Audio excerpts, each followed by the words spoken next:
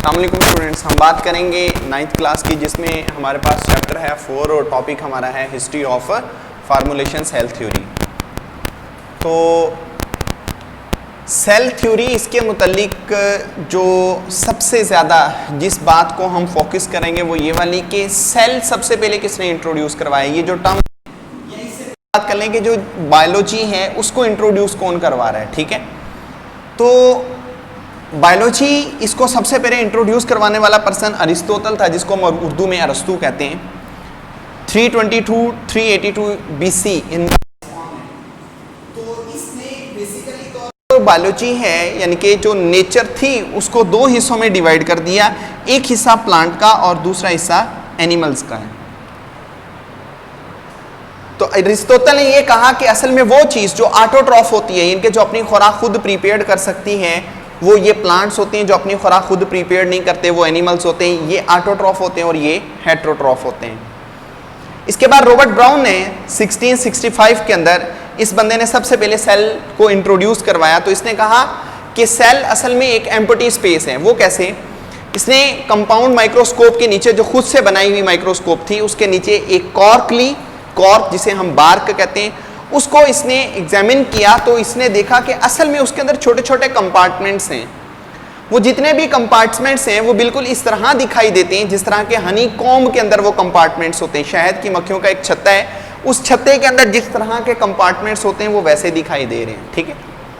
इसने हर एक वो कंपार्टमेंट को नाम दिया किसका? सेल का। फिर इसके बाद अगला पर्सन था एंटोनी वैन ल्यूवेनहॉक।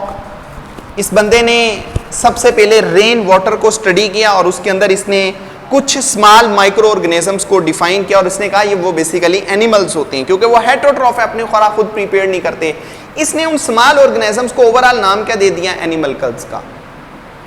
उन ऑर्गेनिजम्स में प्रोटोजो और अमीबा इसने सबसे पहले डिस्कस किए, उन्हें स्टडी किया और उनके मुतालिक डिस्क्रिप्शन भी दी और ड्राइंग भी की कि वो बेसिकली तौर पर खाते क्या हैं, लोकोमोशन कैसे होती हैं, ठीक है, और उनका बॉडी किस तरह का होता है। ये डिस्क्रिप्शन और आगे ड्राइंग में शामिल था। इसके बाद जीन बैप्टिस्ट डी लामार्क है, 1809 के अंदर इस बंदे ने एक बात कही, no one have life if it is not part of tissues or tissue products. इसने कहा कोई भी लाइफ उस वक्त तक लाइफ नहीं कहलाती जितनी देर तक के उसका बॉडी या तो टिश्यूज का बना हुआ ना हो या टिश्यू प्रोडक्ट्स का बना हुआ ना हो। यानी कि दोनों में से लाजम है, एक चीज का तो उसका बॉडी बना होना चाहिए या टिश्यूज का, क्योंकि टिश्यूज की जो प्रोडक्ट होती हैं वो क्या है? सेल्स। इसके बाद अगला पर्सन था रॉबर्ट ब्राउन।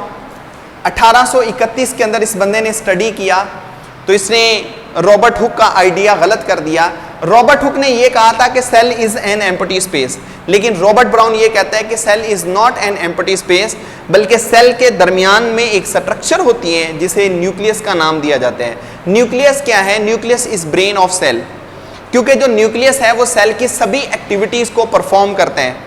जितनी भी एक्टिविटीज हैं वो सारी की सारी न्यूक्लियस के अंडर होती हैं। सेल का डिवाइड करना, सेल का ग्रो करना, सेल के अंदर मटेरियल की मूवमेंट होती है, सेल के अंदर प्रोटीन की सिंथेसिस होती है, एंजाइम वर्क कर रहे हैं। हर एक चीज को जो कंट्रोल कर रहा है वो बेसिकली न्यूक्लियस होता है। इसके बाद अगला पर्सन था रोडोल्फ विर्चू। 1855 के अंदर इसने एक टर्म बताई, ओमिनी सेलुला ई सेलुला। तो ओमिनिस का मानी होता है आल, तमाम, सेलुला का मानी सेल, ई का मानी एंड, सेलुला कहते हैं सेल को। इसने कहा जितने भी सेल होते हैं, all cell come from pre existing cell, all life come from pre existing life. इसने कहा आज जितने भी हमारे पास सेल बने हुए हैं वो कहां से निकले? वो जो प्री एग्जिस्टिंग सेल हैं, जो पहले से मौजूद सेल हैं, उन सेल की डिवीजन की वजह से आगे जो सेल होते हैं वो पैदा होते हैं। सपोज दैट हमारी बॉडी पे कट लग जाता है, कट लगने के बाद नए सेल आते हैं, जख्म भरता है, वुंड हीलिंग होती है। वो किस तरह से हो जाती है? नीचे वो जो सेल होते हैं वो डिवाइड करते हैं। वो नीचे वाले सेल को क्या कह रहे हैं? Pre existing. तो प्री एग्जिस्टिंग सेल जो होते हैं वो डिवाइड करते हैं तो नेक्स्ट सेल प्रीपेयर्ड होते हैं। अदरवाइज अगर हम ये कहें कि नेक्स्ट लाइफ प्रीपेयर्ड हो जाती है जो पीछे कोई भी चीज ना हो, तो ये गलत बात है। इस आइडिया को हम बायोजेनेसिस का नाम देते हैं। तो दो आइडियाज हैं, ए बायोजेनेसिस और बायोजेनेसिस। तो रुडोल्फ विर्चू ने यही बात कही कि बायोजेनेसिस होती है, इस चीज को प्रूव किया था लुईस पास्चर ने। तो ये हमारे पास बेसिकली है history of the formulation of cell theory, जिसके अंदर हमने चंद एक साइंटिस्ट के बारे में डिस्कस किया है।